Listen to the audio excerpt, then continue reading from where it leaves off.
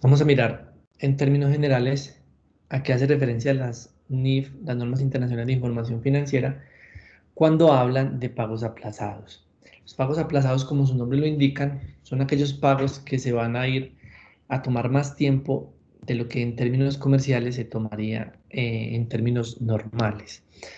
Por ejemplo, cuando yo adquiero un inventario, el proveedor me da mucho más tiempo de lo que usualmente me da, pero en contraprestación de ese tiempo que me da, me va a cobrar un elemento de financiación. Entonces, yo lo que debo hacer ahí es reconocer ese elemento de financiación como lo que es decir, como un elemento de financiación y no cargárselo al costo del inventario. Sucede lo mismo para intangibles, sucede lo mismo para propiedades, planta y equipo. El espíritu de la norma es que yo reconozca lo que es financiero en la parte de la estructura financiera, en el estado de resultado, es decir, como gasto financiero. Entonces vamos a ver los casos, algunos casos específicos donde aparece propiamente este requerimiento o este principio.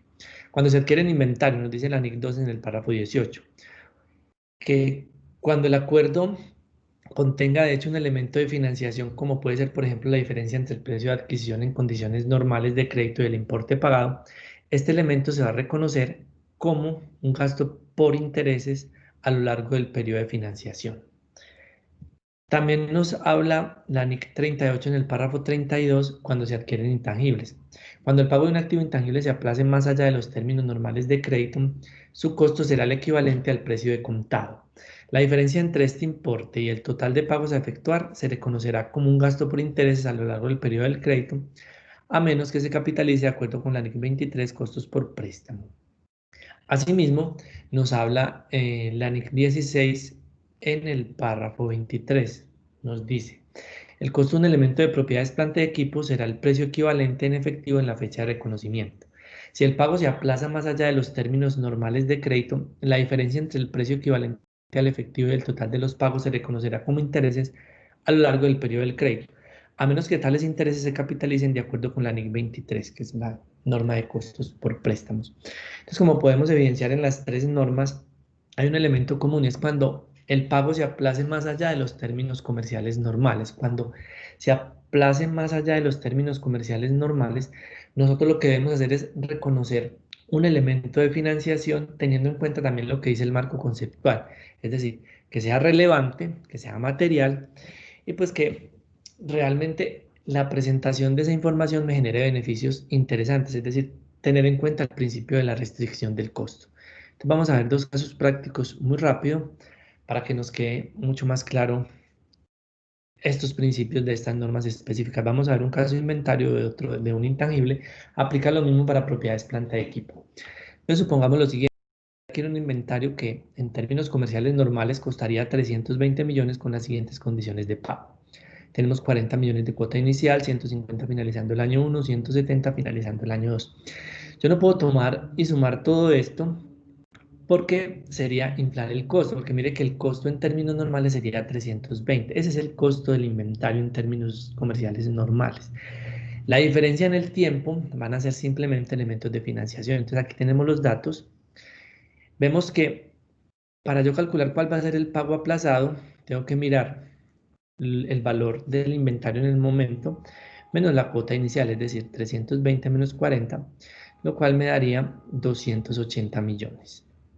Entonces, ¿cómo sería el flujo para calcular la tasa de interés efectiva? Sería, me entrarían 280 por inventario y yo tendría que pagar en el año 1 150 y en el año 2 tendría que pagar 170 millones. Por tanto, debo calcular la tasa de interés efectivo con la fórmula de la tasa de interés de retorno, con la TIR, la tasa interna de retorno. Lo calculamos acá y nos da 9.18. Una vez tenemos calculado esto, vamos a calcular entonces el costo amortizado para saber cómo vamos a ir cargando periodo a periodo lo que tiene que ver con lo que tiene que ver propiamente con el elemento de financiación, que es lo que en este caso nos importa. Entonces tenemos acá 280 cuotas vamos a tener. Vamos a pagar 150 en el año 1 y 170 en el año 2. Los intereses lo vamos a calcular con la tasa de interés efectiva que acabamos de encontrar, 280 por 9.18. El abono al principal sería la diferencia entre la cuota menos los intereses. Tendríamos, el saldo sería la diferencia entre lo que traíamos del saldo menos lo que abonamos al principal. Y así lo haríamos para los dos periodos, ¿sí? Entonces aquí ya tenemos calculada la tasa de interés efectiva, el costo amortizado. Entonces, ¿qué vamos a realizar acá? Pues primero, en el periodo 0 vamos a contabilizar los inventarios por costo real, es decir, por 320 millones. Sabemos que pagamos en efectivo 40 y que tenemos una cuenta por pagar comercial de 280. ¿Qué pasa en el año 1? Tenemos unas cuentas por cobrar que vamos a empezar a darle de baja. ¿En qué sentido? En el sentido que tenemos acá. Acá le abonamos 124.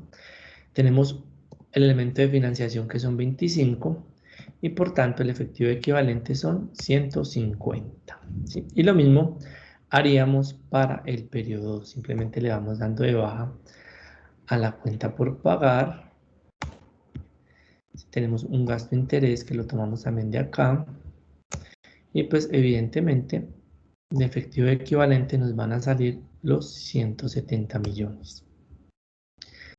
Como podemos ver acá, lo importante es reconocer el inventario por el costo que es decir, por el costo que en términos comerciales hubiéramos considerado que son 320 millones. Ahora miremos este caso específico de un intangible. Nos dice lo siguiente. Nos dice la entidad compra un intangible con un pago aplazado a 4 años, con cuotas fijas anuales de 50 millones. Una tasa adecuada de descuento es del 7.5. Tenemos que calcular acá el valor presente de esta anualidad. Entonces tenemos una tasa, tenemos un número de periodo de 4, tenemos una anualidad de 50. Calculamos el costo amortizado. Aquí tenemos un saldo y ese saldo es equivalente a estas cuotas durante este periodo específico. Los intereses, ya que nos lo dieron, tenemos el saldo por el interés. De igual manera tenemos el abono principal que sería la cuota menos el interés y tenemos el saldo que sería lo que traíamos de saldo menos lo que abonamos al principal. Y así nos daría entonces el costo amortizado. ¿Qué hacemos en el periodo 0 cuando adquirimos el inventario? Lo vamos a adquirir por el valor presente, es decir, por 167 millones. Y esa va a ser la otra cuenta que tenemos por pagar. Y aquí vamos dándole de baja a la otra cuenta por pagar, por lo que abonamos en el periodo 1. Tenemos un gasto de interés en el periodo 1 de 12 millones y por tanto de efectivo equivalente nos salen 50 millones. Así vamos a realizarlo para todos los otros periodos. Insisto en algo, lo importante acá es reconocer la financiación, el elemento de financiación y no sobrevalorar el costo de cada una de estas partidas como bien lo evidenciamos.